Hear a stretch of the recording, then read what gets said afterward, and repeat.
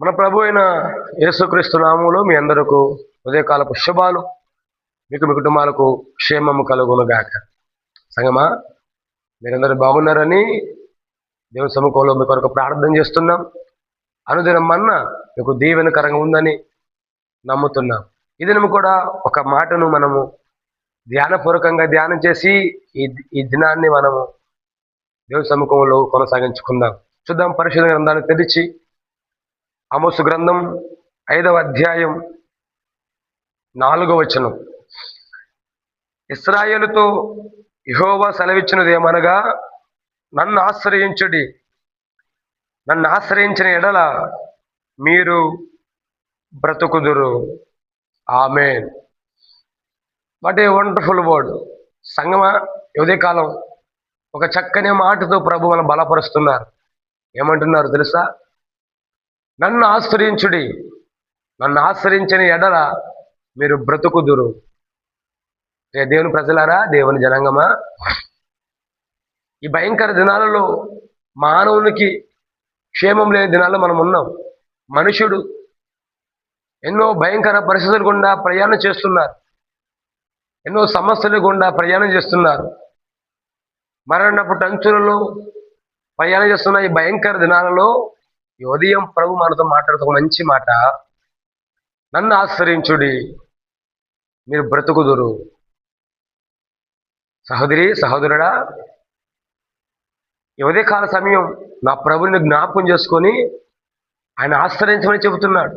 నువ్వు బ్రతకాలి, నీ కుటుంబం క్షేమంగా ఉండాలి, నీవు, నీ పిల్లలు, నీ ఇంటివారు అనేకులు దీవెనగా ఉండాలి అంటే మనం దేవునిని ఆశ్రయించే వారిగా ఉండాలి. మీరు గమనిస్తే ఈ దినాలలో దేవునిని ఆశ్రయించే వారి కన్నా ప్రజలను, నాయకులను, అధికారులను ఆశ్రయించే వారు ఎక్కువగా ఉన్నారు.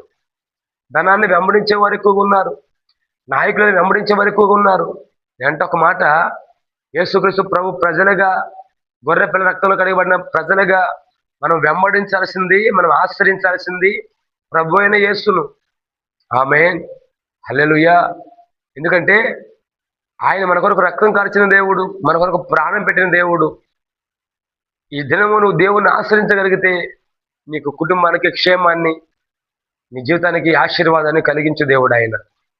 ఆ క్రింద భాగంలో అంటారు కదా, నన్ను ఆశ్రయించని ఎడల, నన్ను ఆశ్రయించని వారందరూ మరణించుదురు. నన్ను ఆశ్రయించకపోతే కుటుంబాలు పాడైపోతాయి అని దేవుని వాక్యం సెలవిస్తుంది. సంగమా, యువతి కాల సమయం దేవుని దాసుడుగా ప్రభుత్వ ఒక మంచి మాట, నన్ను ఆశ్రయించుడి, నన్ను ఆశ్రయించడానికి మీరు బ్రతుకుదురు.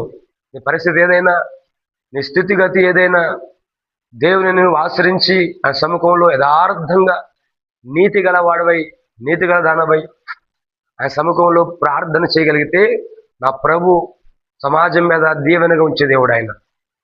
నా ప్రభు నిన్నే ఉన్నతంగా ఆశీర్వదించే దేవుడు ఆయన. ఈ పగలు దేవుని ఆశ్రయిద్దాం, దేవుని కృపతో ఆశీర్వదించబడదాం.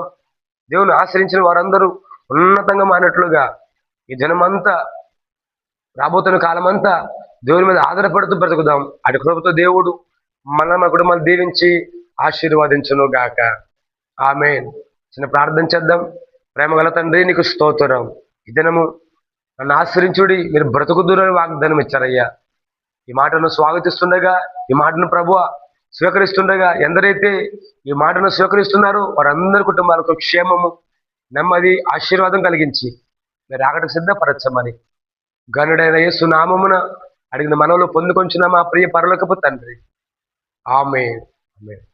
మీ అందరికీ మరొక మరి యేసు నామములో నా నిండు ప్రేమ వందనాలు. నిత్యము నా దేవుడు ఈ దినము కుటుంబాలను సీయోల నుంచి ఆశీర్వదించును గాక.